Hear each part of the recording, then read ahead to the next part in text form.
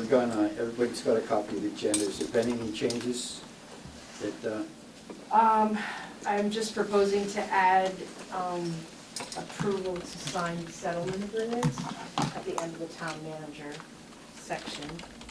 Okay.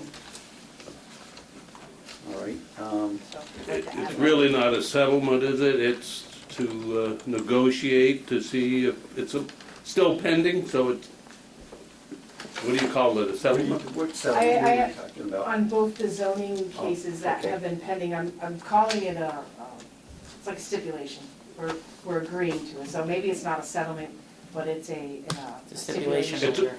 Yeah. So you wanna, It's an ongoing case, so we're not gonna discuss it, right? Yeah, we can't discuss it yet, but we're, if you are agreeable to it, I'd like approval to sign on the town's behalf, so we can Right, close them both right. out. Gotcha.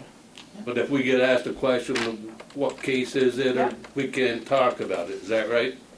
We can talk about it once both parties have agreed to this. Right, but right now, both Right now, parties, we cannot. we just going on what our attorneys are saying, and it's an ongoing case, okay? That is correct. So what are you looking for out of this, Carrie? To amend the agenda to include the two stipulations. Permission to, so she has permission to sign on behalf of the town. So Okay, moved. so you wanna make a motion? So I'll move that we, Brendan.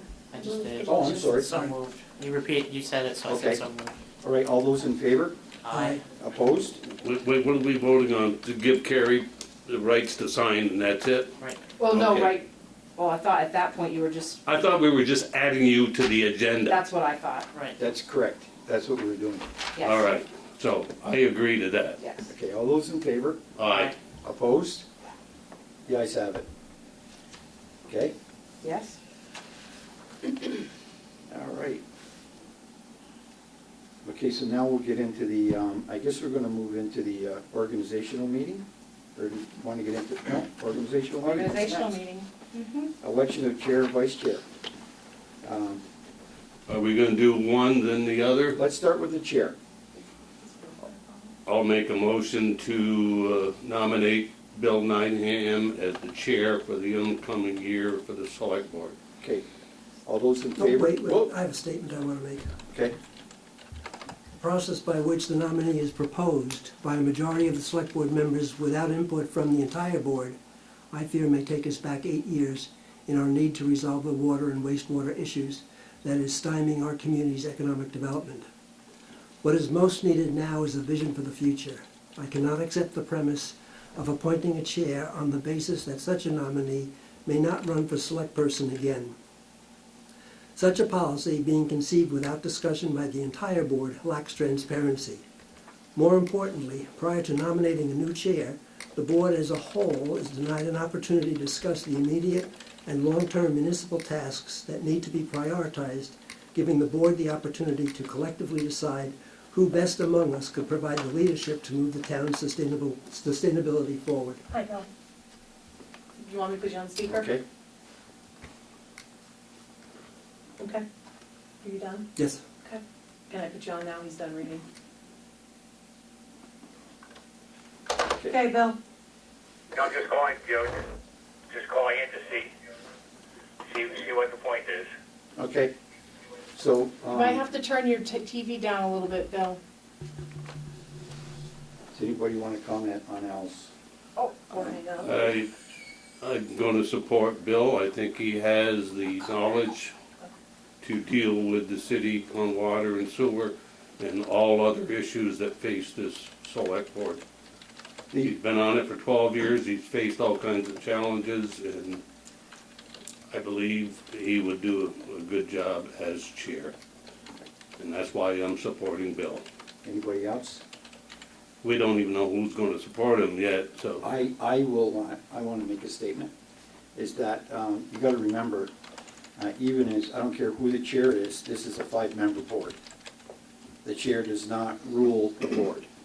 It's still a 5-member board and decisions are made by all 5 members.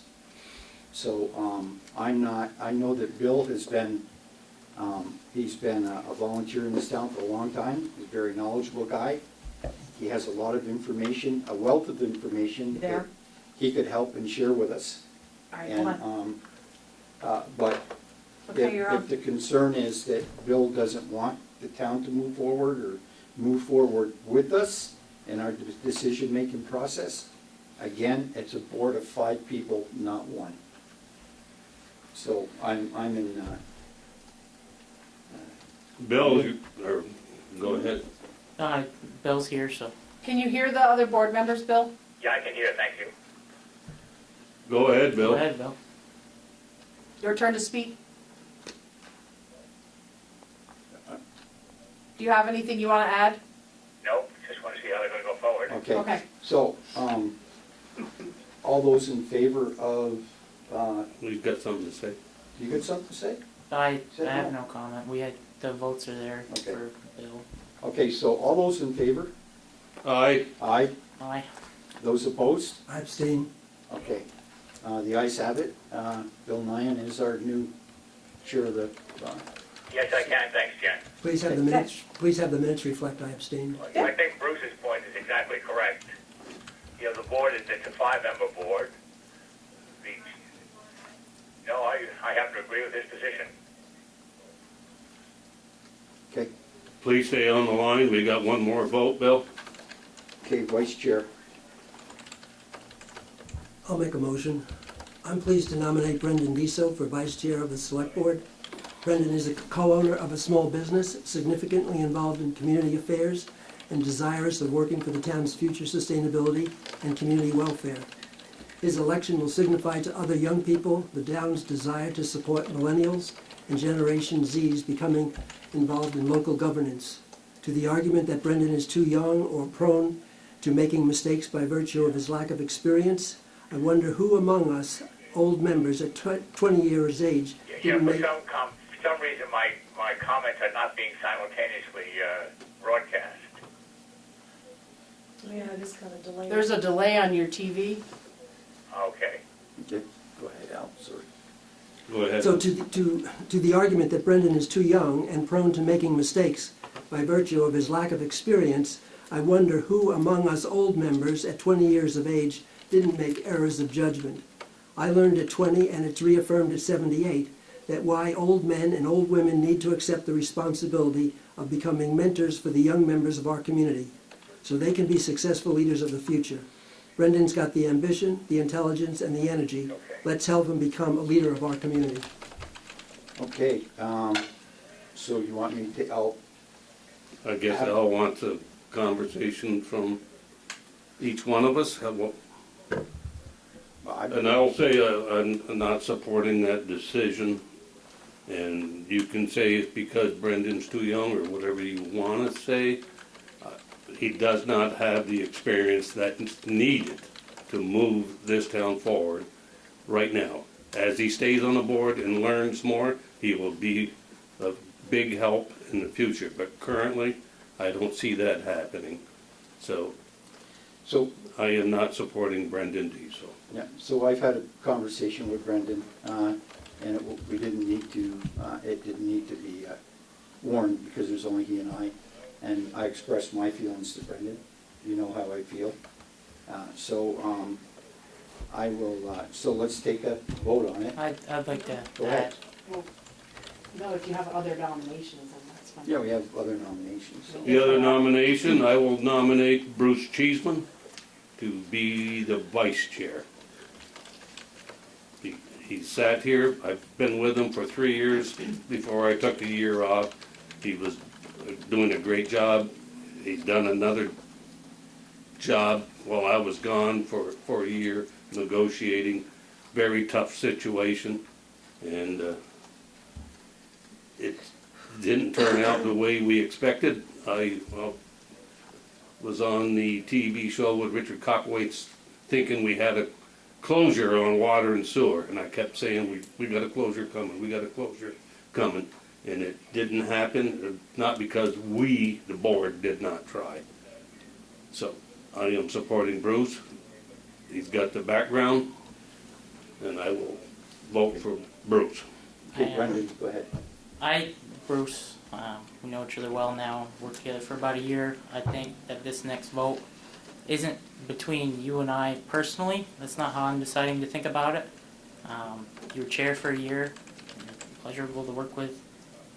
This for me is about, making a signal to the next generation of leadership in our community that it's all right and it's time to step up. Because if you look at our planning commission, when I was nominated on my 19th birthday in 2016, it happened to be Bill's birthday also. Al and I were in the audience, and all three of you were on the board at the time, and Al was appointed to one vacant position, and Bill was serving on the board also and vacated his seat so that I could get on. Mhm. Now at that moment in time, that commission that I started with was myself, Grant Henderson, who's between the age of 40 and 45. He's a PhD in molecular science. He's now the chairman of that board. The chair at the time was Sam Smith, and the vice chair was Brent Brigham. So we had a relatively older board. We have an application to replace David Hardy by Casey Toof. He's a resident of Clyde Allen. He's about 33 years old. So in 2 years' time, that commission will have gone from an average age of, I'll guess, about 60 to 65 median age to, you'll have a chairman that's 40 and very intelligent and very inquisitive and a great planning commission chair. You'll have myself. I'm applying to be reappointed for a year to be a liaison between the selectmen, the select board, and the planning commission. You'll have Casey Toof if he's appointed. You'll have then you'll have Brent Brigham. And then you'll also see on our development review board that Christina Boiseno, a wife of one of the Boiseno sons from Boiseno Farms, is on the DRB now. That was last year. She's 32. Then Casey Toof's wife also put in a letter to go to the DRB. She's 33. So you have young women moving in on the DRB. You have young men moving in on planning. Also on planning, I forgot, we have Jack Nickel, who is under the age of 40. And he's a smart individual. He relocated out of here from Burlington. I don't think the next generation of leadership in our town are 19-year-olds that are running for selectmen and beating incumbents. Like I did in 2017, I think it'll be people that get involved and stay on our volunteer boards for a great many years and then decide to run. It could be people off the street, but I will say that we need to do a better job connecting with what I'll call the silent majority of our constituents. We do an excellent job making ourselves relevant with Northwest Access and the Messenger, but we don't do enough to express the select board's opinions on social media. And I found some demographic information from the last census that shows that I'm actually closer to the biggest pocket of age in our town. So the highest percentile in age in our community is between 25 and 44, and that's 29.9%. The age of folks 65 or older is 14.1%. So by signaling that we're preparing a young person by making him vice chair so that he may learn the operations of how to run a meeting and how to run this board in a professional manner for the future, it signals to that about 55 to 60% of people that are under the age of 65 and over the age of 18 that may want to be involved at some point in the near future. It's an inviting task to do that, and I will say that when our budget came out, and this is the last point I'll make, we had an article about our budget that said that it was going up 8%. It did not express that our taxes were going up maybe 1%, not even. So we were getting we were getting calls and whatnot about, how could you raise our budget 8%? So what I did, and it was totally legal with Robert's rules, I wrote an update on my website, it's brendandeso.com, about the biggest line items that were in our budget that increased between health insurance costs, salary costs, what we were buying for equipment. I explained it all as best I could, and I shared it with my Facebook page, which I have over 1,200 friends, and it was shared a few times, so who knows how many people it went out to. But my website, I have a data tracking app that gives me information on how many people view my website, click on it long enough for it to load and register and have all the data presentable, And then it gives me another piece of information that shows how many people sat there and read it. It's called an impression. You get a hit and you get an impression. So on that post, within the first 5 days of it being up and on Facebook for people to read, we had 482 visits or hits and 307 impressions. 307 people sat there to read it. So I could say that maybe half of them were from the town and over the age of 18, because why else would they have clicked on that? Our budget passed by 130 votes. So the more that we can do to represent our opinions and communicate them with the silent majority in our community that's under the age of 65 and older than 18, the better off we'll be in getting tasks done when we have to go to the voters. And I think I offer that as a tool for the chairman to use in his communications with the media. Again, I don't view this vote as a vote between Bruce Cheeseman and Brendan Diesel. I view this as a vote between inviting young people to serve, encouraging younger people to get involved and follow along, and then offering our chair, our new chair, Bill Nyhan, with networking tools that he might not have had, because I grew up in it, and you know, you guys didn't have the opportunity to. So I'd like to lend that to the new chair to represent our opinion as a 5-member board to the public, so that our rationale is understood as best as possible by all residents of the town, not just folks that, you know, rely on the messenger and Northwest Access. So with that, I'll stop talking. Okay, so, Need Bill. Bill, you got any comment? He's sleeping. Do you have any comments, Bill? I think his TV's running Is a he little there? bit behind. Yeah, he's still listening to, there's a delay, so he can still hear Brendan talking right now.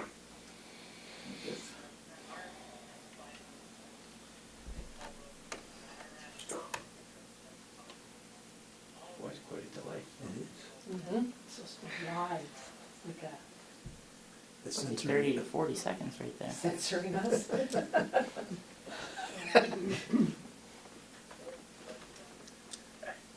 That's quite an interesting comment by Brendan. My question is, do I have a vote? Yes. Yes. Yes. Okay. Okay, so there's been a motion made by Al to make Brendan Duso the vice chair. All those in favor of Al's motion indicate by saying aye. Aye. Those opposed? Aye. Bill? Bill? Well, delayed. I'm voting opposed to Al's motion. Okay, Okay, second motion was, should I make that? I made the motion to select Bruce Cheeseman as the vice chair. So all those in favor indicate by aye. Bill? He made his motion, didn't he?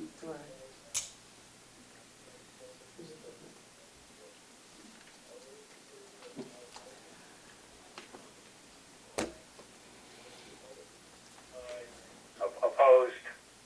Yes. Opposed. Okay, Opposed to what? he was opposed to the first motion, he just heard the first Oh, motion. okay. Wow. No, he said he was opposed to Al's motion the first time. Yeah, at the second vote. No, he That's a second- said he was, No, he was, He did say that, Yeah. he did say He said he was opposed to Al's motion. Aye. see now there's a Okay. second one. Aye. Aye. that. okay, Okay, thank you, Bill. So you got 3 ayes. Okay, so, the ayes have it. So you'll be covering the rest of the meeting. And as the vice chair and Bill Nyhan being the chair, he's not here this evening, I'll cover the rest of the meeting for Bill. Thank you. Okay. so Bill, Rules you all of- set? Okay, want me to hang up, you wanna stay on?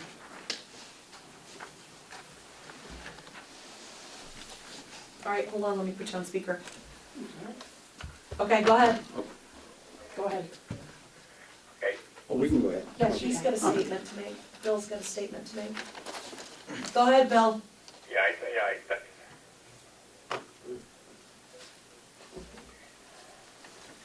It's a nasty delay. okay.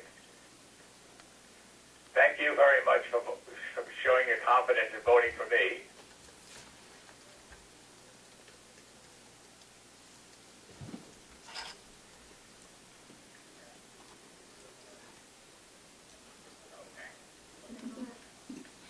I'm on speaker.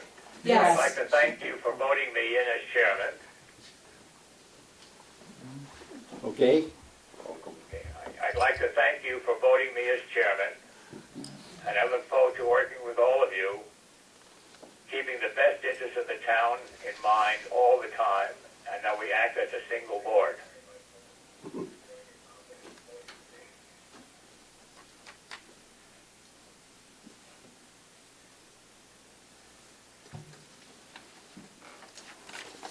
Is that it, Bill? Are you done?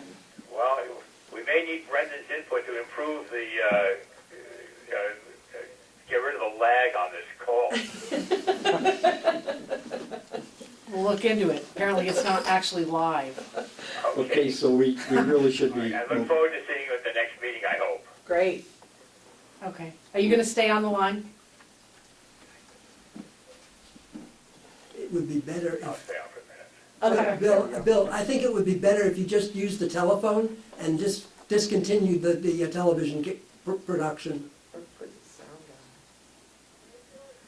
Yeah, that'll be it. It's gonna make the meeting go on forever and ever if I keep doing this. Okay. Yeah, That is just, Bye-bye. Turn, That's oh, no, fair. turn up, Bill, he's gone. No, it's not. well, it's not what you said, but that's fine. I mean, as we watch, and he might get that response, you could call call in back and in shut, again. call in and shut the TV off, so you'd only have one source of information. Right, Yes. because of the delay, the telephone's instantaneous or relatively.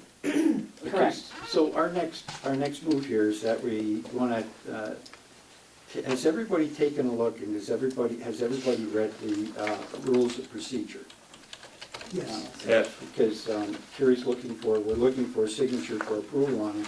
So I'm looking for an emotion to approve the rules of procedures. Do you want an amendment before, do you want the rules of procedure as written or as amended? As,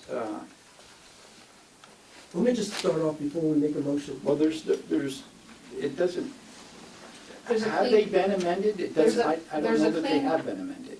there's a clean She's got a copy. clean copy here. Right, with the clean I copy got and the the clean amended copy I'm copy. looking at, I'm sorry. Yeah. So, make a motion to approve them as they are amended. Have been amended. Okay, I'll make that a motion. Okay, all those in favor? Wait, I Whoa, whoa. want to have an amendment to Oh, okay, go ahead. those things. Go ahead. Okay, on item number 10, Hi, Bill. there is no limit to the times a select Okay, board so member we'll can put speak you on to a speaker so you question. can listen for a little bit. A member may speak or make a motion without being recognized by the chair. I would suggest that in fact all comments be directed to the chair and that the chair tell people when to speak. Because otherwise we get into a much more chaotic discussion. And if the chair's the center Yeah. person, then, and we all talk to the chair, and then the chair says, okay, Al or Brendan or Stan, your turn to speak. You're right. Yeah, that would make a good amendment, Al. Yes. I support that, and it'll keep just one conversation going at a time. I support that. Okay. So we changed the words to, a member may speak or make a motion after being recognized by the chair? Right. And all comments shall be directed to the chair. Okay, so I'm removing the word without and adding the word after, and then we can add that up last part. Right. Okay, so we look for a motion to approve them with the Two amendments, changes right. that Al's suggested. Do we restate it, or? No, that's fine, I think we all understand. Yes. right? All those in favor? That's only for the rules of procedure, not. Correct. Okay. That's correct. Aye. Aye. Those opposed? The ayes have it. We'll send you a clean copy, obviously we don't have to We're not gonna sign that sign one. this one tonight, so. Okay. Also, has everybody gotten a chance to take a look at the amended copy of the Rules of Ethics and Conflict of Interest Policy? And if so, are there any questions? Yes. Yes. Go ahead, Al. First, Governor Scott came out with a new executive order, number 19-17. Not that it's written for the state employees and state elected officials.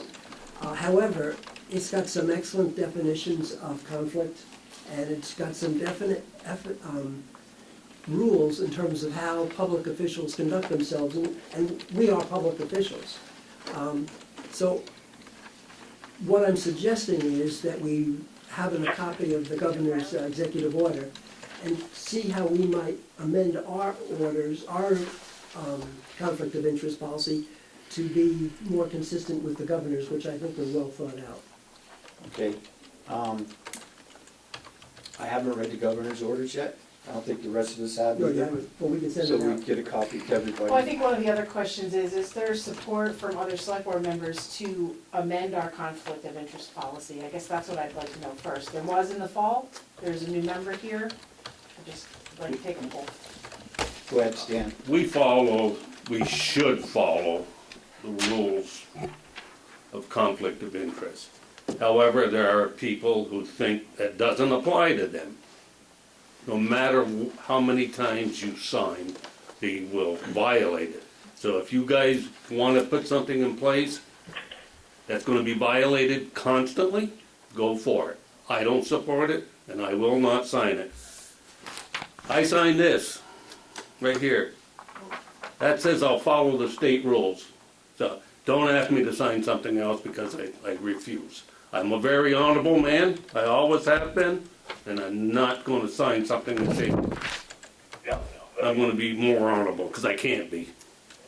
So that's it for me. Stan, what's that document you're holding? This right here is Your oath of oath of office? alliance, allegiance. Oh, okay, for defending the Constitution of Vermont. Yes, it references that. So what more do you want from me? I signed that to raise my right hand. I'm not signing anything else. Well, if you worked for the governor, you would. I don't work for the governor. But in fact, we are extensions I of the signed state. this, Al. I signed it, and that's part of the government. I understand that, Bill. Uh, I would like, excuse Stan, I would like this proposal sent around to the rest of us Okay. to see if there's points that are worthwhile. I understand Stan's objections. I think if he has an opportunity to read this, he might be impressed by how it addresses really the problem he's speaking about. Okay, so what I'm gonna do is I'm gonna suggest that we Table. table that until your copy of the governor's Okay. letter has gone around, and we bring it up at the next, address it again at the At next. the next meeting. select board meeting, sure. We've never had to sign it before. We have in the past signed a conflict of interest policy. It's in the back of your packets now. It's just much shorter and there's not as many specifics in it. So there has All been right. one, it was just different. All right, moving right along, we'll get into the warrants now. okay, Jen, You all set?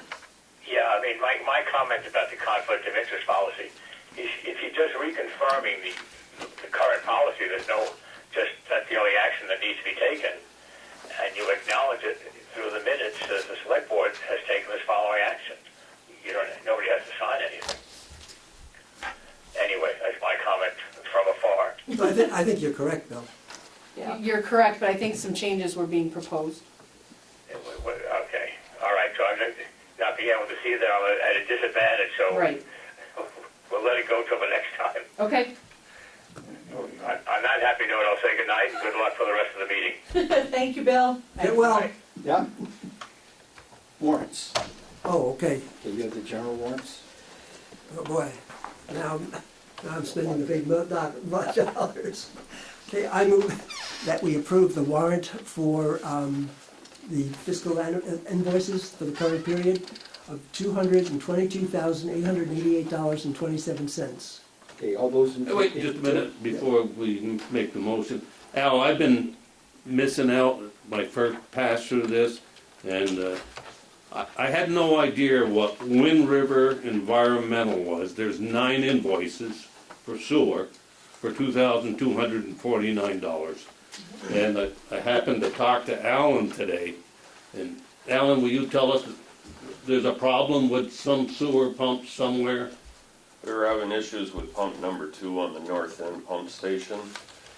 Wind River Environmental is a company that bought out Drumac.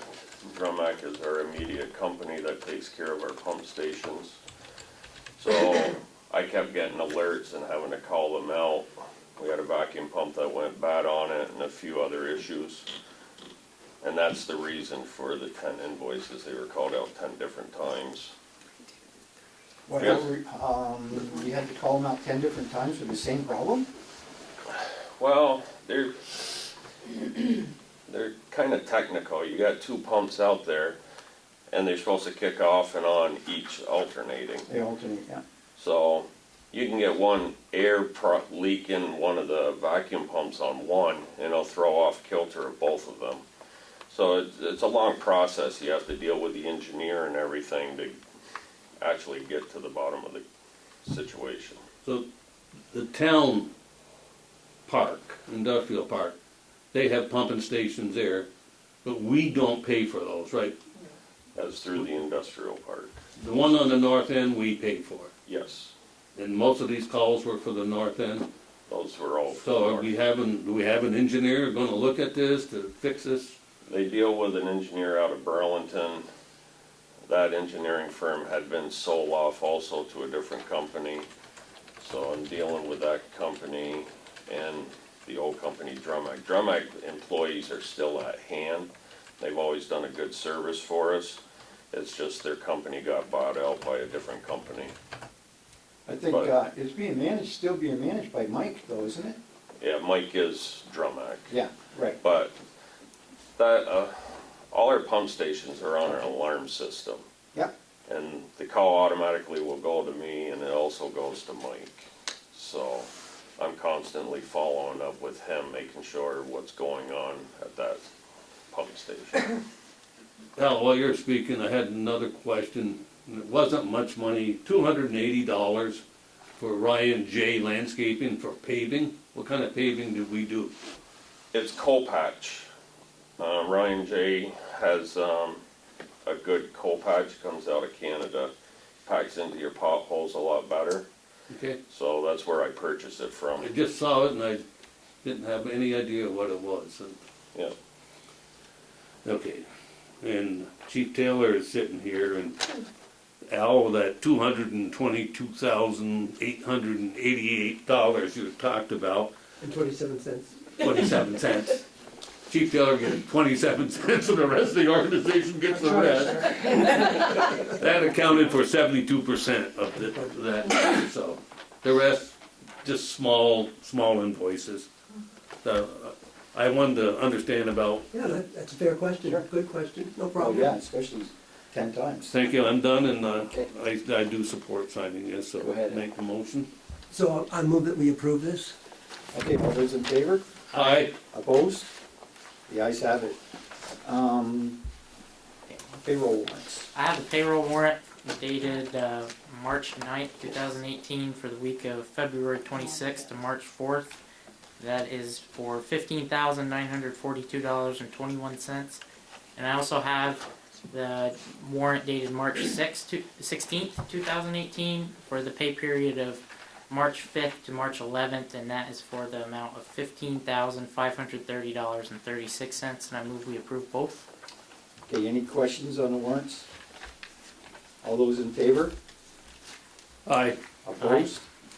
The ayes have it. Okay. I've got an industrial park warrant for $4,678.49. And it's for 3 different invoices from Drumac. And an IP sign light for $20.05. An IP road light for $37.79. And an IP sewage pump for $934.65. And actually, there was another one from V-Trans for $200. So, The industrial park lights that you're speaking of, that's electricity, Green Mountain Power. oh, Green Mountain Power, Yeah. okay. So the total warrant was for $4,678.49. So, I'll move that and approve it. okay, all those in favor? Aye. Aye. Opposed? The ayes have it. I think that takes care of the warrants. You? Yep. Okay. Now, unfortunately, I don't have a copy of the minutes, or next, I don't have a copy of the dates of the minutes in front of me, so I'm looking for approval on the minutes. March 5th? March 5th is the only one? Yep. So I'll move the approval of the March 5th minutes as written. Okay, all those in favor? Aye. All those opposed? So approved. All right, Liquor Control Board, and I do believe you have those up. Now being over 21, by many, many years, it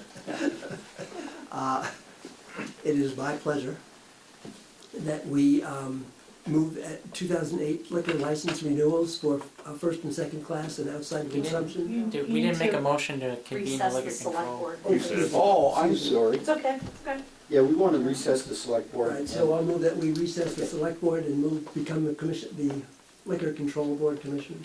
Okay, so, all those in favor? Aye. Aye. Opposed? The ayes have it. Thank you. Thank you, Jen. Now I would, Thanks, sir. I would request that we, under the 2018 liquor license renewals for first and second class and outside consumption, that we approve VFW and St. Marie LLC, the Bay Store. All those in favor? Aye. Aye. Opposed? The ayes have it. They want to reconvene as, So now, I would like to move that we reconvene as the select board. all those in favor? Aye. Aye. Aye. Opposed? The ayes have it. Okay. So I guess now we're going to get to hear from the chief. You've been a busy guy. I've been a busy guy, yes, sir. Yeah. Anna's gonna go. And I'm over 21 slightly also. So I get tired out. I have 2 more weeks. Me too. Well, I'm here to tell you that, to report to you that the street crimes unit is doing a stroke of business. I brought the reports. We're doing bi-weekly reports to keep you updated. And in 9 weeks, they've made 17 arrests. And in 4 of those cases, I would tell you those are very substantial supplier dealers in our communities, both of our communities. And I'm anticipating being able to report additional arrests to be made shortly, maybe even within the next 10 days, that I'm very pleased about. They continue to do investigations that the federal government is adopting to the U.S. Attorney's Office. So everybody's paying attention. The state police, DEA, ATF, we're communicating with those people regularly. I'm anxious to reestablish our contacts with the Burlington Police Department because they have a street crimes unit. Also, Sean Burke's really been our point of contact, the deputy chief there, and as you well know, he's kind of in a transitional stage right now, so we'll get that off and running for sure, again. And we'll make sure that we're communicating, because many of the same bad guys, if you will, for lack of a better term, that we chase, they're also chasing, and we move them up and down the interstate. We have been busy, as you well know, in the town recently. I'm pleased that those things have turned out as well as they have, given the facts and circumstances surrounding them. I'm appreciative to Alan Nash there for opening the Public Works Garage to us the other night. It was so cold out there that I thought my ears had frozen and fallen off, actually. But anyways, I'm happy to take any questions anybody on the board might have. Go ahead. Chief, DEA, is their focus different than yours? I mean, you're all after the drug dealers, but do they look at the higher level guy and they leave the lower dealer, the street dealer, to your group? Yeah, they do. They're really interested in what we always referred to as conspiracies. So they're really interested in top-level traffickers, and there has to be a certain amount of weight. There has to be a certain number of purchases.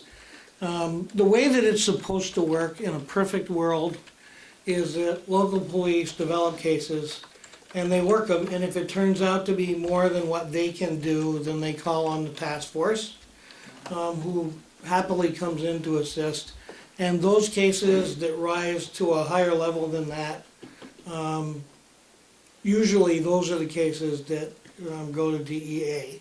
It doesn't work exactly like that in the state of Vermont. It's a little fragmented, just because what happens with DEA is they work traditional conspiracy cases, and as they develop new leads, it takes them in a number of directions. Because the U.S. Attorney's Office is very powerful, they do something called proffering when they allow people to plead out, and that usually includes information about other individuals who may not have been included in the original arrest or roundup, and they just go off and do those investigations too, and it almost becomes self-sustaining. So the U.S. Attorney's Office has the ability to adopt any case after consulting with the state's attorney. And the case where we were able to intercept all that heroin on Kingman Street, we made that arrest on Saturday, and by Tuesday, because Monday had been a holiday, by Tuesday, DEA was at our office at the direction of the U.S. Attorney collecting all of the evidence so that they could prosecute that case.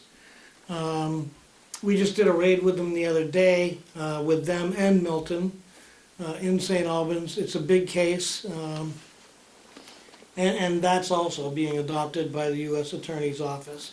If you remember right, the individual who drove through the front of the Jolly store, whom one of my officers was able to arrest a few days later, seized a tremendous amount of weight from that vehicle in a hidden compartment, and the U.S. Attorney's Office is prosecuting that case. There was just a suppression motion last week that the federal government won, so there'll be no suppression of that. And as I said, there are at least 2 more that we're presently working on in conjunction with federal authorities. Chief, excuse me, go on, Stan. I'm interested for personal reasons. So somebody gets picked up, I'm gonna say at Maplefield, and they stole a sticker in the car, passed out bags of heroin, bags of crack, 8 bags apiece. I saw a photo from your, and the person walks. When does that person get in the court system? What's the time, you know? How do these people continue to walk the street, deal, steal, do whatever they do? Very good question. So this is what I would tell you is that any of us who've been in this career field for very long have given up on trying to follow cases in the court system because we're traditionally disappointed about what happens with those cases. The state of Vermont, because of big budget cuts and demands on corrections to reduce their budget, has adopted a number of practices that don't incarcerate people. What I would tell you is you have to commit a pretty serious crime in Vermont to get locked up. The other side of the coin is we are required to cite them into court unless they meet one of 5 criteria for lodging. And that has to do with being a flight risk, whether we think that they'll appear in court, has to do with whether or not we think they're going to continue with their crime, has to do with the seriousness of the crime, though I would tell you that isn't given much weight anymore. It used to be that if it was a felony, that was automatically a reason that you could take somebody to jail. That's not necessarily true anymore. In fact, we do something called flash citing, which was developed by the courts and the state's attorney's office, where we cite them into court within 2 days. And that's considered as good as a lodging, assuming that they show up. The tough part for all of us as citizens to understand is the police find probable cause to make the arrest, but the person is not convicted until a court of law confirms that and makes that decision. So the argument is we have no right to punish people in advance of their conviction or their pleadings. So until they actually appear before a judge, and if it's a felony, the judge won't accept a plea of guilty, they'll enter a plea of not guilty for them to ensure that there will be a trial, so that the courts can review the case and monitor the case. The person doesn't start serving the sentence until the judge says they start serving the sentence. So it's really difficult for us. We cannot call for bail on cases where we know that they're going to order us to issue a citation. And if we do that, what happens is our contact will automatically poo-poo our lodgings, because they will say, you don't follow the protocol that's already been established. This is the other thing I think it's important to say, so that everybody can hear this, is the state's attorney is the highest ranking law enforcement officer in the county, and they are elected. So the state's attorney has the ability to intervene on cases that are being investigated by the police, to give direction, though we try not to go there unless they assert themselves, because our job is to find probable cause and make the arrest. Their job should be to substantiate the charges, the information, and to prosecute. But sometimes that doesn't happen. Sometimes the state's attorney's office gets involved, and once they get involved, when they say you'll do this or you won't do this, unless what they've directed you to do is illegal, unethical, or immoral, you're obliged to do what the state's attorney's office says. So oftentimes, we get overruled. But that's what's going on. And you will recall when I presented the theory, or our plan, with the crime prevention unit, I said, we're going to arrest them. I promise you. I stood here and made a promise. We're going to arrest them. What I would tell you is, it's up to everybody, our citizenry, and all of you who sit here, if you are not happy with the way the courts are dealing with those people, to hold those people accountable. And I would tell you that I'm not trying to make trouble for anybody, but that probably begins with the state's attorney's office. You know, I can't believe it, you know, years, not too long ago, if you got picked up for drinking while driving, you went to jail. And when I read in the paper that, you know, they arrested this person with all these drugs, and they gave him a citation to appear in court, what's that do to all the hard work that your guys put in? They're letting them back out on the street to let their dealers and everybody else know, you know. Well, sir, what it does is, those of us who are older, just like Al had mentioned, try to mentor them by putting our arms around them and saying, we can only affect the piece of the world we have some control over, so don't get hung up on what happens to them once we get them arrested. Our job is to get them arrested. Our job is to ensure that they have an appointment with the court to answer for whatever it is that they've been charged with. Assuming the state's attorney supports us in that, and the deputy state's attorneys who work for them, then they get an appointment with the judge. But we have to pass that, we have to pass muster at each stage. Oh, I'm sorry, Al. That's great. But Chief, when you make the arrest, you confiscate the drugs. Yes, we do. And the ownership of those drugs reverts now to the police department, they're not held in abeyance, so the guys get acquitted and he gets the drugs back. No, he does not. So they remain the property. Well, because they're illegal, they're contraband, Right. and it's illegal substance, you can't have it. The same thing as if we stop a young person driving a car and there's alcohol in the car. We seize that alcohol, but they don't get it back, depending on how the case turns out, because it's illegal for them to have it. Right, so the benefit, though, of making the arrest and removing the drugs creates a deficit of drugs available for the community. So that, in itself, then starts identifying those people who show up in the emergency room where we can, through medical care, get them into rehabilitation. So Yes. there is another side of the circle Right. that maybe has nothing to do with criminal justice, but it does have to do with mental. Health, yes. Yeah. So our job is to arrest them. I would tell you that we know that this is I think I told everybody here, when you agreed that we would do this, it's like throwing a net, casting a net into the water.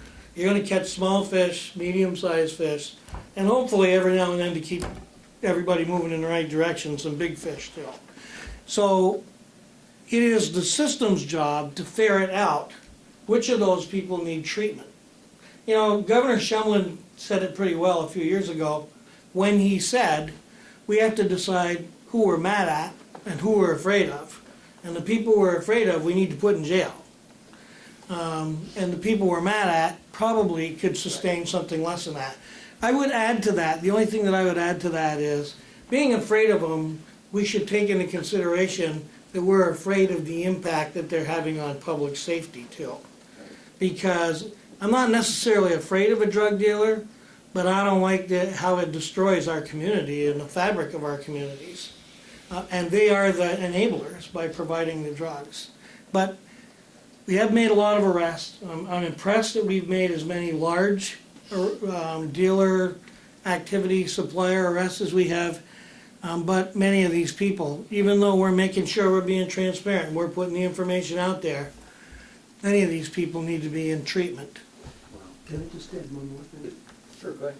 This morning on public radio, the city of Buffalo has created an opioid court. And so that when you're arrested for any type of drug use, you have to appear before this court. And the judge oversees each of those people. And I don't know whether he accepts a guilty plea or not, but he has people who are addicted to the process getting into treatment, reporting to him every day. Right. And at least the city of Buffalo is claiming now that they're getting some success. I didn't hear the whole issue, but I wonder if that's anything that we could, and Jim Hughes could, look at as a possible We have service. drug courts in Vermont. You do? Yeah, and the Honorable James Cressetti is the person, the judge who started that program. We do have drug courts, and on recommendation of the police or the prosecutor or a medical professional, you can fast line somebody and get them into the drug court. But to get them in the drug court, they have to agree to be cooperative and to participate. And in some cases, the people we're arresting haven't hit the bottom yet and haven't made that decision that they really want to get the help. Okay. But we do have drug courts in the state of Vermont. It might be a little overwhelmed right now, but we have drug courts. Interesting. I have one more question, Chief, and I'll be quiet. This afternoon on, I think it was Channel 3 I was watching, showed Donald Trump over in New Hampshire, and I'm of hawk, but he's a bigger hawk. And he wants to stop right now drug movements, and dealers will get the death penalty, some dealers. And if you're the state that allows this stuff to go on, you're not gonna get any support from him. So, I don't know how far he's going with this, but it sounds like you know what, when you were sitting here and I told you, click, click, that's what I want, I was glad to hear 17 click, clicks. I want that. I don't want them really to move to another community. I want you to arrest them. Right. I will tell you that we are getting I thought intelligence. asking questions too. Yeah, we are getting intelligence and feedback right now about people who are avoiding St. Albans because of the street crimes unit. They're staying on the interstate and they're getting off north of us. Mhm. Again, it's not that I'm not sympathetic or compassionate about this issue. The problem is, you know, I can only change the piece of the world I'm responsible for, and it's St. Albans town and city. So if that means we're driving them out, I'm okay with that. I feel bad that maybe it's happening somewhere else. I think, though, that we have the opportunity to engage the other law enforcement agencies in the same type of activity. And realistically, we could push them out of our county, and then if we did it statewide, we could push them out of our state. That's probably so idealistic that it won't ever happen, probably won't happen in my career. But you have Nusi as an example. Couldn't there be a duplication of Nusi for drugs? Well, there could, and there used to be. There was a grant program called the Burns Grant, which still exists. But when the money was abundantly available for drug enforcement, there were 14 full-time drug investigators in the state, comprised of state police and local officers with departments that had put them into the drug units. And as that money has dried up, those numbers have decreased and are dangerously low now. And I know that that number is below 5. at this time in the state of Vermont. So the problem is that while it's hot and there's money available, then everybody's Doing it. The minute the money goes away, priorities change. And that seems to be pretty high on the pecking order. I'm back in Montpelier on Wednesday. It seems to me every year we get new priorities and a new focus of attention, and where the money is and the political willpower is where the resources go. Well, you've been pretty busy. I mean, I judged that by the number of emails I get from you in a week's time. And Yeah, you should I have got more gotten, emails from you this week than I did London Tree. yeah, you should have gotten at least 3 press releases today, and if you haven't, did, some will yeah. catch up with you. Chief, before you head out, I know Al and I attended your Survive Vermont program you put on with NMC and AmCare about active shooter situations, and it was incredibly informative, and it's actually available to watch in its entirety on Northwest Access's Facebook page. Do you want to maybe explain a little bit about it, since it was so Yeah. informative? Yeah, I would tell you that for at least 5 years now, I have been compassionate about the active shooter situations that we hear about and see. And I busy myself at these national conventions, attending those training seminars to find out what the latest, greatest is, what we've learned, lessons learned, and what we can do to minimize those things from happening in our community, though we can't completely prevent them, and how we can respond more appropriately. And I will tell you that we've come a long way since Columbine. You know, if you look at emergency response services in this country, you'll find that they were developed following World War II, when the most inexpensive thing that you had was human resources. So everybody had big police departments and big fire departments because it didn't cost a lot for labor. That has changed, of course. It's completely flipped on us. So this program that I was able to convince Walt Krull, the director of AmCare, to buy into this. And we later collectively picked up the Vermont Department of Health, and we picked up Northwest Medical Center. It's broken into 3 segments, the first of which is if you see something, say something. And the second is run, hide, fight. There are 2 predominant models being used in this region of our country in training people how to respond to an active shooter. They are ALICE, which is far too complicated for me to recall in a crisis. And what I would tell you is that people go to muscle memory. So ALICE stands for alert, lockdown, inform, counter, and evacuate. But I'm pretty sure that if somebody starts shooting and I'm in a movie theater, I'm not going to remember that. And when I remember, even if I remember Alice, I might just start making up what that means. But Run, Hide, Fight is actually a program that was modeled after the National Fire Protection Agency's program that was started in this country in the 50s.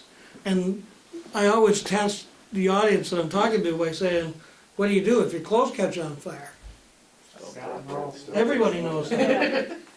So my opinion is that within 5 years, none of us will know what Alice is, just like we don't know what DARE is anymore, but everybody will know what Run, Hide, Fight is. Anyways, Run, Hide, Fight is not a ladder, it's a continuum. And depending on where you are in that event, that will dictate what's available to you for options. And all it is an attempt to empower people to make choices and decisions. And I always use this. If you were in a grocery store and a clerk ran up to you and said, get in that closet and stay there till the police get here, are you going to? And almost everybody just looks at me like, I don't think so. But if you have been trained and you know that Run, Hide, Fight might include hiding in a closet, you yourself might choose that closet to hide in.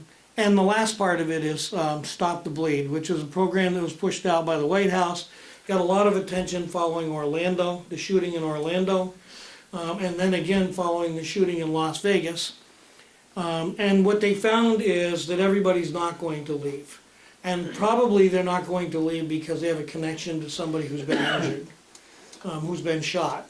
And they can't leave them, they won't leave them. And they found that there were really two groups of people who stayed behind, people who didn't know what to do, but compassion demanded they stay, and they tried to comfort people. And then there were people who literally used their neckties to make tourniquets, or their belt, or in some cases tore the sleeve off their shirt and made tourniquets. So Stop the Bleed is a program to train people, to empower them so that they may be able to make a difference. The dilemma that everybody faces with trauma is, if it's an arterial bleed and it's in the limbs, depending on the extent of it, the person has less than 5 minutes to survive. So even if you can see the ambulance driving in, if they come to you first, by the time they got there, because of the call, they probably can't get to that patient fast enough to save their life.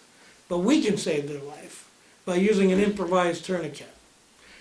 Or in lots of institutions now, next to the AED, they're putting blood kits, they're calling them, and they're including in those tourniquets, which are really easy to use. They're Velcro. And I never get the name right, so I won't tell you what it is. It's a wind something, but it's a stiff object that's built into it so that you can tighten it down until the bleeding stops. But we finally were able to do this training. We made it in a way that I'm making it available to any emergency response organization who wants it. I'll put it on a thumb drive for them. I just want us all to talk the same language and to be teaching the same thing, because I think that that's how we empower people in this state, and that's how people survive. If you look at the evidence, when people responded, and the more appropriate their response, the quicker the shooting incident ended. So the intervention has to come very quick. So anyways, we did it. It's got lots of good reviews. We also have it posted on our Facebook page. The Messenger played a big role with us, Emerson Lynn, and they gave us free advertising.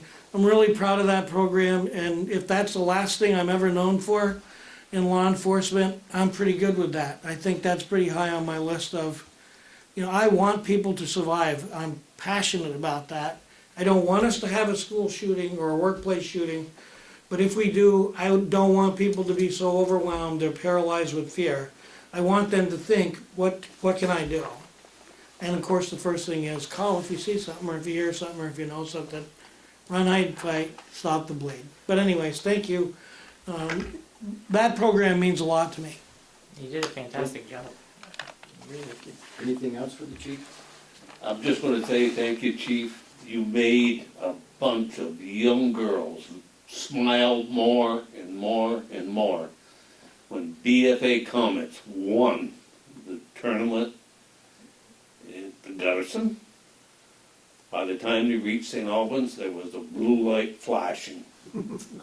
They got the opportunity, 17 cars maybe plus the bus, the girls hanging out the window, down to Main Street, over Main Street, up Bank Street, over Church Street, back down to Main Street and back to the complex. The girls were thrilled. So thank you very much. Well, Thank very you, welcome. girls, The for letting community's us. very welcome. We are proud members of this community, too. Yes, thank you. Thank you, chief. Thank you very much. Have a good night. Okay, so we're gonna move on to the manager's report, finally. Yes, we're gonna get there. Go ahead. So the first item, I just wanted to highlight the fact that we did schedule a respect in the workplace training for employees and board members. It's for June, and Jen did request and receive a scholarship for that class. So we're pretty happy about that. We're hoping we can get close to, if not 100% attendance by board members and all elected officials and employees. Yeah, what was the scholarship worth? What was it? About $800? Wow, good. That ought to take care of lunch, huh? No, actually, but we can probably do that. So, but in order to collect the money, you have to have a minimum number per attendance, per class? No, There was no No, there minimum wasn't. number, we just have to hold the class and have our employees come. I thought it says right here, low attendance will only pay as Right. per attendance basis. Well, I mean, she didn't say that, She knows the amount of employees we have, Right. and she was willing to do it. Yeah, but will they all attend? No, I mean, you're gonna ask, do you know, you got a feel for, are we gonna be low where we won't collect? Oh, no, well, it's Okay. mandatory, Okay, so we good. usually get a So you hot. have it on a workday? yeah, we Yes. were gonna So- try to be accommodating to Yeah. some of the boards and have it later in the afternoon, Okay. so that you wouldn't have to lose a whole workday. if No, you As long were- as you're gonna have enough to, Yeah. Oh, yes. Yeah. I mean, we started out with, I mean, generally when we've had those, and I used to call them something slightly different, we would have, 98%. okay, thank you. Which is going to be. So the second item on here is the St. Albans Health Path status. And Ned and I have been working on that, mostly waiting on a couple of details right now. But we are waiting for regional planning to send us a letter of support. And then we're gonna forward that to John Kaplan at the state. And we're starting to put some pressure on them because it's been at least a month since we're supposed to be receiving a letter. So we did not get that yet. So didn't Ned go to a meeting? He did, and that was in February? No, Yes. it was mostly Alan, I think, who went to the meeting. I presented it to the TAC meeting. I have another TAC meeting on Thursday of this week, so I can ask them about it. So It what was was the, February. you presented it to him, what were the? Oh, they're all on board. They all voted that they would, write a letter of recommendation that it be done. And they might have sent it straight to the state, so I'll find Oh, out they might have. Thursday. That's a good point, right. We So they just might sent a not copy. have, I'll find out Thursday. Can you bring me up to speed, what is the St. Albans Health Plan? The St. Albans Health Path is the path that we massage the project a little bit. It goes from Collins Purley up the Sash across the St. Albans State Highway or Sash at the Gricebrook newly formed intersection, and then west towards Satec in some manner. It also proposes to connect the St. Albans State Highway to Thorpe Avenue by formalizing that small section of what currently is a town right-of-way. So the traffic could come out of Gricebrook and go down Yep. to Main Street. Go For right them in to left. get back in, they would have to come up 104 to come back, Yes, which is not bad. Controls the traffic, slows it down a little Yep. bit. yes. So that's going, you're still working on that, that's active, and And I still have plans to meet with the Greenwood, I forget, the Cemetery Association there, to meet with their board of directors this spring, because we're proposing that, if in fact, and the school has stated, we can't authorize the public to go through their property when school's in session, but perhaps that would be an alternate, method to get to Main Street. the old plan I saw, that it went right down through Gricebrook Road to Thorpe Avenue, Yes. then did it go up to 104? It did not in this first phase, but that is certainly part of our second phase, because in the interim, we've spoken with a few people at the hospital that support phase two, I'm calling it, Yes. which is basically going up to 104 and going north to Hardak, and including, of course, the hospital and that. So that's really phase two, and phase three, if we can dream, we're gonna dream big, is to go from the hospital to the rail trail. Great, So, great. and there also is a lot of public access points along there. That would be great if we could do phase one, phase two, Yeah. and even phase three. So when I was out campaigning per se, I talked to a lot of people about this. And the reception was great. I mean, people are really excited about something like this happening. So I think we just gotta keep the steam in the old engine, keep it going. Go ahead. Agreed. And that, You got it. But, yeah, go ahead, Al. but, thank you. But people have to understand that government moves slowly, at a snail's pace. And as frustrating as it is. It's very frustrating. Nonetheless, it's reality. So I don't think the board minds you all complaining that we move too slowly, but understand that we're not Herculean in terms of being able to move the state or anybody else more quickly. But we haven't dropped any of these objectives, and we appreciate your frustration, but reality is that we're still plugging, but very slowly. But it's still moving forward. Right. That's the thing. I mean, I will say it that wasn't that- anywheres any before, and I think we're still being able to gain ground on it. We're gaining momentum. I feel Yeah. a lot of community The support thing that for we're this. doing is we're getting more people involved in it, Yes, and that's what we need to do, Yes. and the right people. I mean, I Go love ahead. this project. It's It- exciting. The best thing that we did in regards to this project was turn it into, from the Gricebrook Homeowners Association access, which is what it was in the early concept, and developed it into a health path that the entire community could use. I think that, Correct. you know, it solves a lot of problems in one shot, so Yep. I'm really glad that we did that. okay. All right, so now it's Ned's turn. You're up. So the next two items on, under town manager are the town plan, which you should have a draft in your packets. Yes.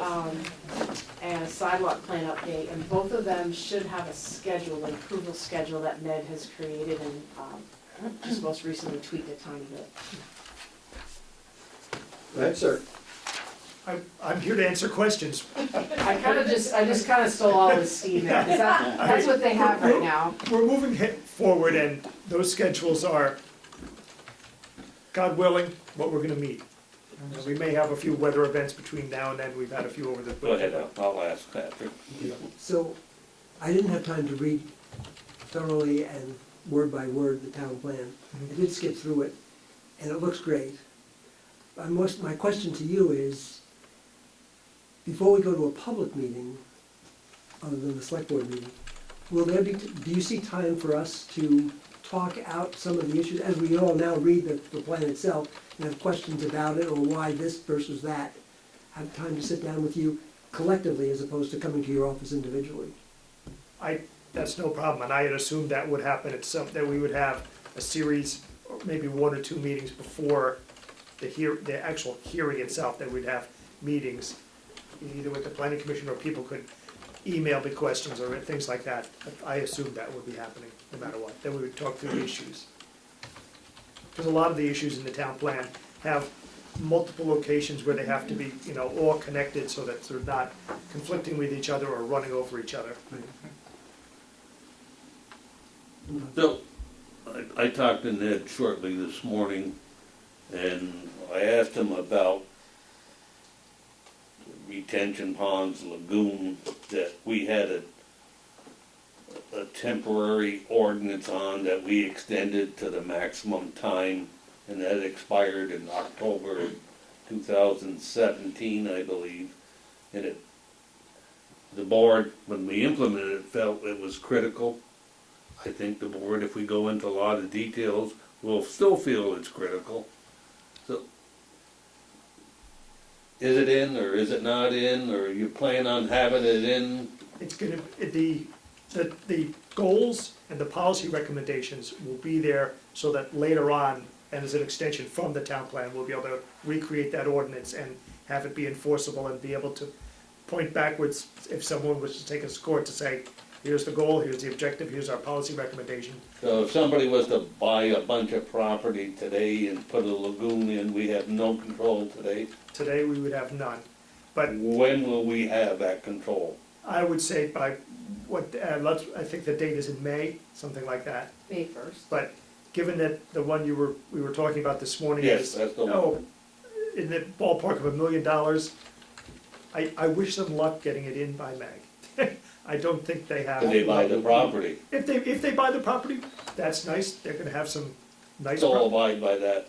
Oh, yeah, they'll still have to apply that. If they're not moving dirt, they will not be moving dirt. So you said lagoon, you mean lagoon or retention Lagoon, pond? retention pond, Well, we any, don't call the shots on that anyways, it's Montpelier that calls those shots, as to who's Stormwater putting them in, permits. and it's a permit process. Correct. So we don't control it, period, We, even we, after the rent. we can make it more difficult, and it's like sort of locating wind or solar, we can make it more difficult and say that we'd like it I want someplace the else. sledgehammer in Kind my of hand. like put it wind down. and solar, Yeah. but the bottom line is there, Oh. is they go in. Well, we have the potential to recommend, to direct, Yeah. to aid. Oh, yeah. But I have to say, the Hungerford property is the ones we're talking about right now, is, I printed out a map earlier this afternoon, it says, I'm sure there's a flood zone there, so that's eliminated. Oh, There's the yeah. river corridor, that's gonna be Oh, yeah. eliminated.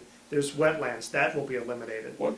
But, and there's hydric soils, which they could probably build something there, but given that it's hydric and it's gonna be filled with water, that's gonna make for a fairly I wasn't- muddy pond. I wasn't referring to any in particular. No, I understand. Piece of property, I was just saying in general. Yeah. So also in the town plan, we've had people building a restaurant or opening a new car dealership in Act 250. Or Northwest Regional Planning says you need to put this sidewalk in. So we got a sidewalk up by where the drive-in used to be that doesn't go anywhere, doesn't serve any purpose. And the Northwest Regional Planning, I talked to 250 people and they said, it's not us, it's Northwest Regional Planning. How do we deal with that now? This, in the sidewalk master plan, has very specific locations and very specific guidelines on where we want and don't want them. And it actually has like a little matrix where you can see roads below a certain traffic volume, below a certain speed, no sidewalk necessary.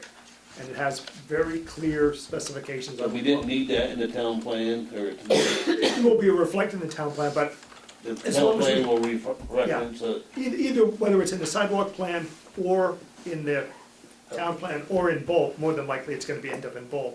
So if I was to build something this summer, I would be okay? You would be able to point to the town, Town master plan? either one of the plans. Okay, and say, good. Yeah, because we don't want any of these, essentially. We don't want that cookie cutter little- approach. Yeah, It looks like somebody totally wasted their money up there. On both sides of the street, you've got sidewalks that go absolutely nowhere. yeah, and I know Becky and I have been talking to people in the Franklin Park area, trying to get all of those sidewalks directed to where there's an existing trail corridor, Right. and where it would be. I'm more- glad we're more doing planned. something that makes sense, that'll protect Yeah. people And- in St. Albans. And we're talking about them in sort of three different ways, like in Franklin Park West, that might be a trail, just a packed dirt path. Something simple, very straightforward would fit in the character of the area.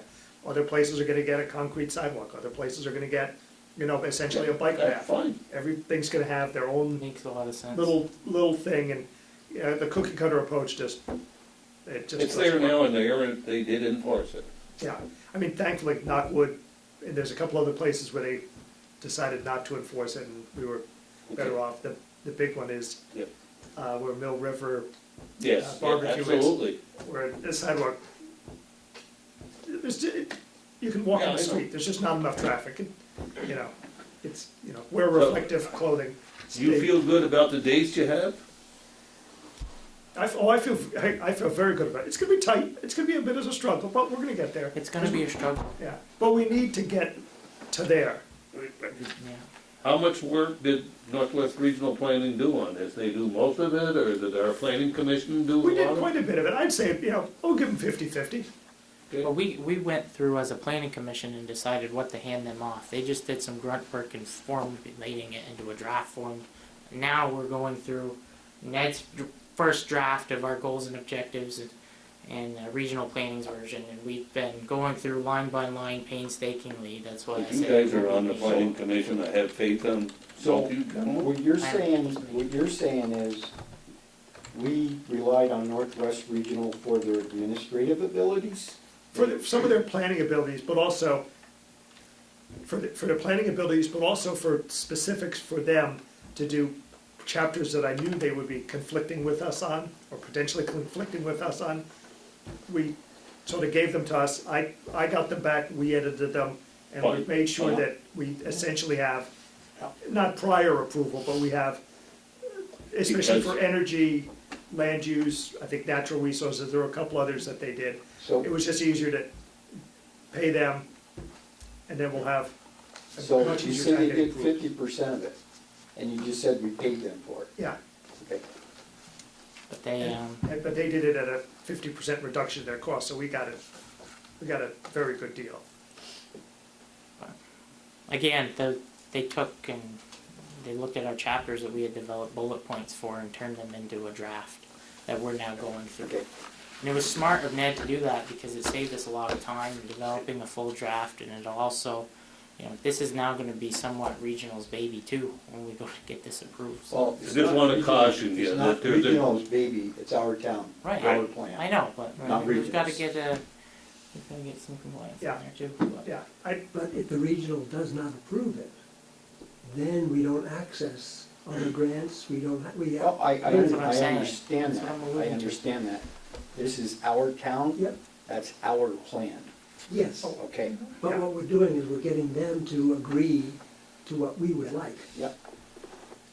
It's a and they very much helped speed up the process so that we could get through this, dig through it. And really because of a lot of state laws that changed between our previous approval and this approval, it was great to get them on board, get them to integrate some stuff, because it made, especially the energy and the land use chapters, incredibly straightforward to do from my point of view and for the planning commission to deal with. Absolutely. Okay? Anything else for? Yes, Ned? Carrie, got, Well, I didn't know, Oh, for Ned, Ned was here to that's talk about both, so, I mean, the sidewalk plan, do you have any questions about the sidewalk plan? I got one question. When are we gonna see it? I will email you, you sure you wanna see it? I will email you a very early draft copy. Yeah, we've been waiting a couple of years to see it. So, and I know that's not your fault. No, I'll be happy to take that blame, I'm not No, worried. no. no. What Bruce is asking, how long before we see it on the wall? Carrie was here How when the long man before said, we I have want it on something the to wall. present to the people of this town as a sidewalk plan? I have an email already half written, waiting as a draft on my computer to send to Northwest to get some maps for us, so Okay. it'll be soon. The key thing is, the maps are nice and interesting, it's the text in the plan that's really legally the key thing. The maps are, I mean, don't get me wrong, I'm a geographer by training, but the words are what the lawyers argue with you about. They don't really give a damn about the pictures.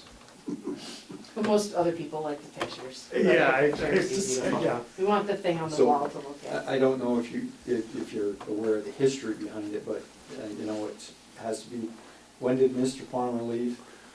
2 years ago? More than that. Yeah, no, 2 years ago. 2 years ago. 2 years ago, he said that in 90 days, we want to see a drawing on the wall with the new sidewalk plan on it. We did a trade-off, the select board did a trade-off, we signed that night. We said we would sign Yeah. their bylaws Right, if you guys, planning guys, would get that master sidewalk plan up. so, And everybody nodded their head, so we nodded our head, and we're still waiting. The nodding is getting tiring. got a crick in my neck. Oh, I know some very good chiropractors. They could- Thank you very much. And All right. maybe some bike riding or walking would help you. There you go. Yeah. Let's go on. Move Okay, on. moving on. Thank you, Ned. I That's believe it? that is it, I don't. No, think she's got to bring us a, Oh, that's right, last thing we were gonna add is the legal settlements. We have Town of St. Albans versus Fairfax Street Developer, docket 134-10-17, and the Town of St. Albans versus Stephen Hurlbut, docket 58-6-16.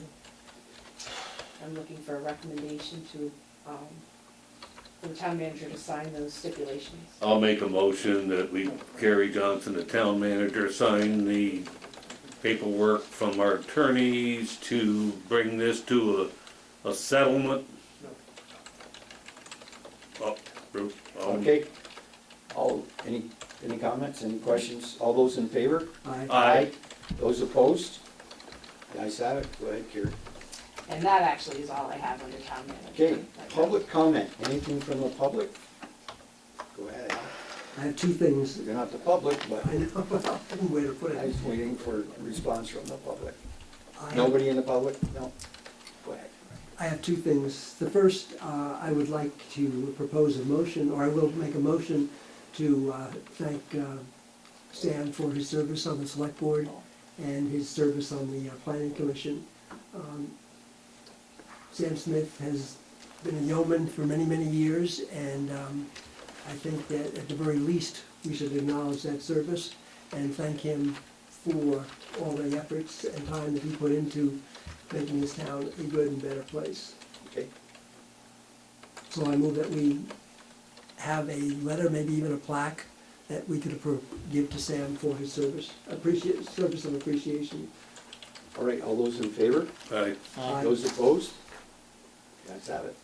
The second thing I would like to talk about is, at the last select board, I was given authorization to attend the Vermont General Assembly Institutions Committee hearings on the proposed forensic institution or forensic facility proposed for the Northwest Correctional Center. And to start out, it's an extremely complicated process, mainly because the state is broke. And what's happening and why they need a temporary forensic unit is that the emergency rooms around the state are being used, inappropriately used by people with psychiatric crises, not necessarily criminals, just people with, normal people with having psychiatric crises. And there are no beds in the state hospital in Barry, and very few general hospitals have beds for psychiatric patients in their facilities. So they have people sitting actually up to 9 days in emergency rooms waiting for a spot to open up in an approved facility like Fletcher Allen. So what the state wants to do is to create this forensic unit so that they can take the criminal population out of the emergency rooms and out of the existing facilities at the state hospital, and there's another facility in Moortown, move those people out into this forensic unit, so now they have beds to serve those people who are having mental health crises at their general hospital. That's the pressure that the state's the Department of Corrections and the Department of Mental Health are under. That's tied to another long-range issue that the state feels they need to have a new correctional center that will have some 900 beds and be divided into different campuses. So you'll have a forensic unit, then they want a geriatric unit for elderly patients who are now in the dying process or getting there, or older patients. Then they will have a palliative care unit and then a general unit, I forget anything else. But they've built this out over 20 years. Question is where to put this facility. And at this point, they're only looking at trying to solve the forensic.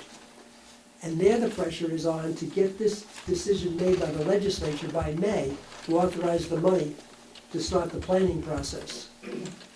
So there's a lot of intensity, but there's still an awful lot of uncertainty. The first is it'll take over 2 years to build the facility, going through all the regulations and permit procedures. Secondly, there's a lot of public debate actually where this forensic facility should be located, and then secondarily where the larger facility, if the state wants a larger facility, where that should be located.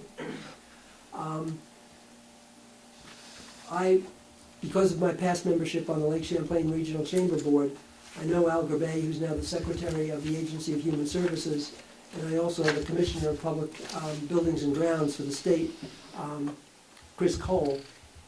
They're willing to come up and speak to the community at a select board meeting or other public meeting that we want to have. And separately, the Senate Committee for Institutions is also willing to come up here and listen to the public.